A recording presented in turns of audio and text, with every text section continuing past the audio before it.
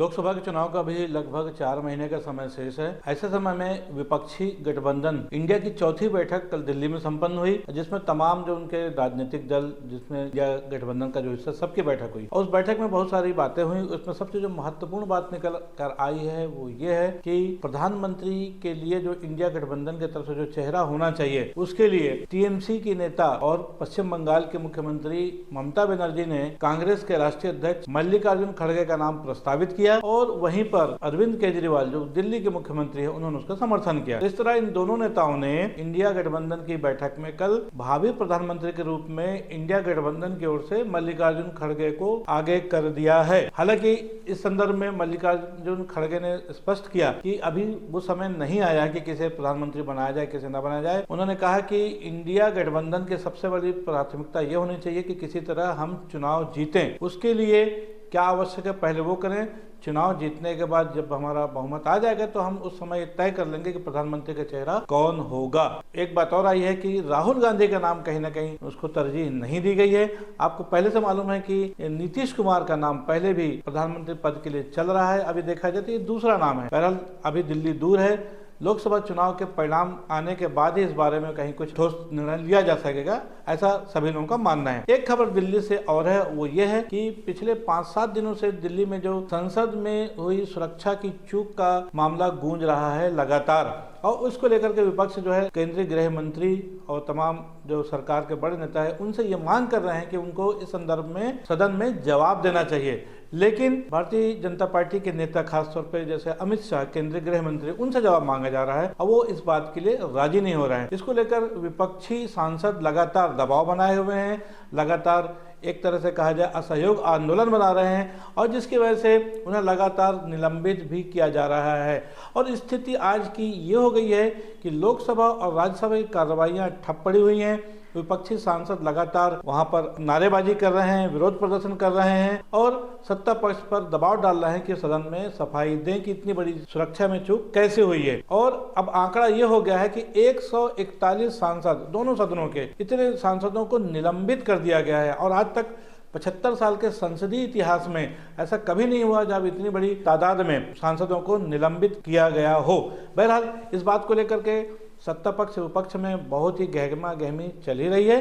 और इस बीच एक खबर और आई है, वो चल रही है, जो कि राज्यसभा के सभापति और उपराष्ट्रपति जगदीप धनखड़ की मिमिक्री के मामले को भी तूल दिया जा रहा है। और हुआ ये कि टीएमसी के जो सांसद हैं लोकसभा के, कल्याण बनर्जी, उन्होंने कल राज्यसभा के सभापति जो कि उपराष्ट्रपति जगदीप धनखड़, उनकी मिमिक्री की थी। उसको लेकर आज सत्ता पक्ष के लोगों ने जबरदस्त घेरेबंदी करके रखी है। तमाम तरह के बयान आ रहे हैं। प्रधानमंत्री नरेंद्र मोदी ने भी जगदीप धनखड़ से बात की है। जगदीप धनखड़ ने कांग्रेस के बड़े नेता मल्लिकार्जुन खड़गे और दिग्विजय सिंह से भी कहा है कि ये मेरा अपमान नहीं है, उपराष्ट्रपति का अपमान है इस तरह की मिमिक्री करना। और इस पर उन्होंने कहा है कि ये चीजें अच्छी नहीं है सदन के हिसाब से। वहीं पर टीएमसी के जो सांसद हैं कल्याण बनर्जी, उन्होंने कहा है, क्योंकि वो लोकसभा के सदस्य, कि ये महज एक आर्ट, मिमिक्री को एक आर्ट के रूप में देखना चाहिए। मेरा उद्देश्य किसी की भावना को आहत पहुंचाना नहीं है। उसके लिए उन्होंने खेद भी जताया। बहरहाल एक तरफ संसद में सुरक्षा का मामला को लेकर विपक्षी नाराज हैं और दूसरी तरफ मिमिक्री का मामला जिसमें सत्ता पक्ष नाराज है। इस बीच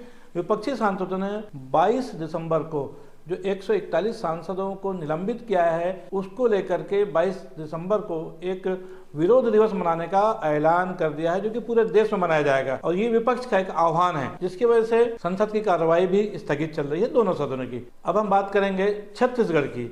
छत्तीसगढ़ में एक बड़ी न्यूज ये आई है कि नंद कुमार साय, जो कि छत्तीसगढ़ के बहुत बड़े आदिवासी नेता हैं, उन्होंने लंबा समय, कम से कम 25, 30, 35 साल भारतीय जनता पार्टी में बिताया और भारतीय जनता पार्टी के तमाम बड़े पदों में रहे हैं। मतलब प्रदेश के तो बड़े पदों पर रहे हैं, प्रदेश अध्यक्ष भी रहे, नेता प्रतिपक्ष भी रहे हैं। इसके अलावा वो आदिवासी समाज के भारतीय जनता पार्टी की ओर से राष्ट्रीय अध्यक्ष भी रह चुके हैं। और लगभग 5 महीने पहले उन्होंने भारतीय जनता पार्टी को छोड़ करके कांग्रेस का दामन थाम लिया था। अब बदली हुई परिस्थितियों में जबकि 3 तारीख को रिजल्ट आया और छत्तीसगढ़ से कांग्रेस की सरकार विदा हो गई, तो आज अचानक उन्होंने दोपहर में कांग्रेस का दामन छोड़ने की घोषणा कर दी। उन्होंने कांग्रेस के प्रदेश अध्यक्ष दीपक बैज को अपनी प्राथमिक सदस्यता से इस्तीफा देने संबंधी पत्र भेज दिया है। उसमें उन्होंने कहीं न कहीं आदिवासी समाज की उपेक्षा का आरोप लगाया, जिसके जवाब में कांग्रेस के नेता ये कहते हुए आए कि दीपक बैज खुद एक आदिवासी नेता जिसको कांग्रेस पार्टी ने दूसरी बार छत्तीसगढ़ प्रदेश कांग्रेस का अध्यक्ष बनाकर रखा है। बहरहाल नंद कुमार साय इस्तीफा देने के बाद क्या भारतीय जनता पार्टी में वापस जाएंगे और क्या भारतीय जनता पार्टी इस बात के लिए तैयार होगी कि वो नंद कुमार साय को वापस ले और उसको कोई सम्मानजनक पद दे, इस पर हम सबकी निगाहें रहेंगी। इसके लिए समय का इंतजार कीजिए। छत्तीसगढ़ विधानसभा के आज सत्र में आज जो है मुख्यमंत्री विष्णुदेव साय ने अनुपूरक बजट पेश किया है, जो कि लगभग 12,993 करोड़ के आसपास का है। और इस बजट में खासतौर पर देखा जाए पीएम आवास योजना, दूसरी बात है कि धान का जो बोनस 25 तारीख को उनको देना है वो, और तीसरा महतारी वंदन योजना जिसमें 1200 करोड़ का है। ये तीन महत्वपूर्ण मुद्दों को लेकर के 12,993 करोड़ के आसपास का बजट पेश किया गया है और जिस पे चर्चा आज नहीं हो पाई, कल होगी। हालांकि इस बात को पूर्व मुख्यमंत्री भूपेश बघेल ने इस पर कटाक्ष करते हुए कहा है कि आज का जो कार्रवाई सदन की रही वो बहुत अच्छी नहीं रही, क्योंकि इस दौरान राज्यपाल ने अभिभाषण दिया और उनका अभिभाषण चूँकि अंग्रेजी में हुआ, उसको लेकर भी कांग्रेस ने, जो कि विपक्ष है आज की तारीख में, उन्होंने सवाल उठाए और उन्होंने कहा कि चूंकि छत्तीसगढ़ में हिंदी भाषी प्रदेश है तो यहाँ पर हिंदी में भाषण होना चाहिए था। हालांकि भाषण के प्रति, हिंदी के प्रति तमाम विधायकों को पहले बांट दी गई थी। बहरहाल कल इस अनुपूरक बजट पर सदन में चर्चा होनी है और देखना है। हालांकि बहुमत है भारतीय जनता पार्टी का, इसलिए उसमें पारित होने में कोई संदेह नहीं है। और कल है 21 तारीख और 25 तारीख को धान का जो बोनस 2 साल का बकाया है उसका भुगतान करने का जो वादा भारतीय जनता पार्टी की सरकार ने किया है उस पर अमल होना है। इसीलिए कल की चर्चा सदन की बहुत महत्वपूर्ण रहेगी। वहीं दूसरी ओर कांग्रेस ने भी एक आज बैठक महत्वपूर्ण की, क्योंकि छत्तीसगढ़ में विधानसभा का शीतकालीन सत्र चल रहा है, संक्षिप्त है हालांकि ये। इस बीच कांग्रेस के विधायकों की क्या भूमिका होनी चाहिए, इसको लेकर के नेता प्रतिपक्ष चरणदास महंत के निवास पर एक बैठक हुई कांग्रेस विधायक दल की, और उसमें इस बात पर चर्चा हुई कि विधानसभा के अंदर संसद की कार्रवाई के दौरान कांग्रेस के विधायक का रोल किस तरह से होना चाहिए, कांग्रेस के विधायकों की क्या भूमिका होनी चाहिए, कैसे हम सत्ता पक्ष को घेर सकते हैं, उनको क्या करना चाहिए, इस पे एक होमवर्क किया गया है और जिसका आने वाले समय में निसंदेह देखने को मिलेगा कि उन्होंने उनकी तैयारी कितना रंग लाती है। छत्तीसगढ़ के दुर्ग जिले में भिलाई एक ऐसी जगह है जहां पर डायरिया का प्रकोप काफी तेजी से बढ़ा है।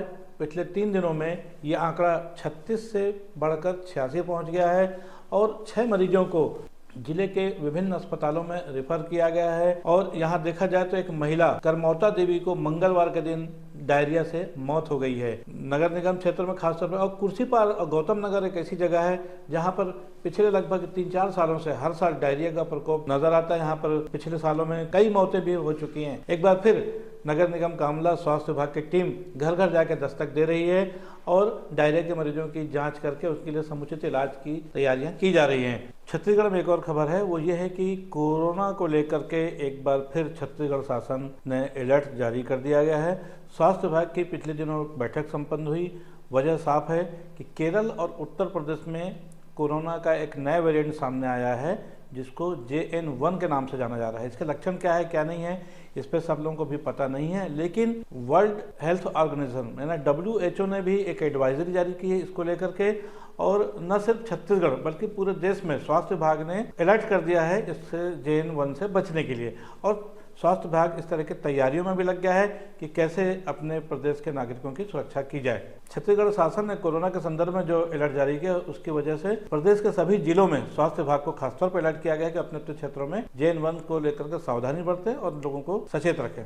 इस बीच एक खबर और आ रही है, वो ये है कि मंत्रिमंडल गठन को लेकर के आज 20 तारीख को पहले चर्चा चल रही थी, लेकिन तकनीकी कारणों से उस तारीख को 21 तारीख तक बढ़ा दिया गया है। माना जा रहा है कि कल 21 दिसंबर को छत्तीसगढ़ मंत्रिमंडल का गठन हो सकता है और मंत्रियों को शपथ दिलाई जा सकती है। पिछले 3 से 4 दिनों से स्वर्गीय बलबीर सिंह जुनेजा स्टेडियम में शपथ ग्रहण की तैयारियों को अंतिम रूप दिया जा रहा है और ये संभावना जताई जा रही है कि 21 दिसंबर को छत्तीसगढ़ मंत्रिमंडल का गठन कर लिया जाएगा। और एक खबर यह है कि मध्य प्रदेश में नरेंद्र सिंह तोमर ने आज विधानसभा अध्यक्ष की जिम्मेदारी संभाल ली है, स्पीकर बना दिए गए हैं। उसके बाद आज ही मुख्यमंत्री डॉक्टर मोहन यादव दिल्ली रवाना हो रहे हैं और ये माना जा रहा है कि इस यात्रा के पीछे उनका उद्देश्य है कि मंत्रिमंडल में किनको किनको शामिल करना है, इस बारे में वो आला नेताओं से बातचीत करेंगे और अगले 2-3 दिनों में मध्य प्रदेश में भी मंत्रिमंडल के गठन को साकार रूप दिया जा सकता है। आज के लिए बस इतना ही। मैं हूं बीडी निजामी और आप देख रहे हैं न्यूज़ T20। आपको हमारी ये खबर कैसी लगी, इस पर अपनी राय अवश्य दें। हमारी खबर को लाइक करें, हमारे चैनल को सब्सक्राइब करें। कल फिर मिलेंगे किसी नई खबर के साथ, तब तक के लिए दीजिए इजाजत। जय हिंद, जय भारत, जय छत्तीसगढ़।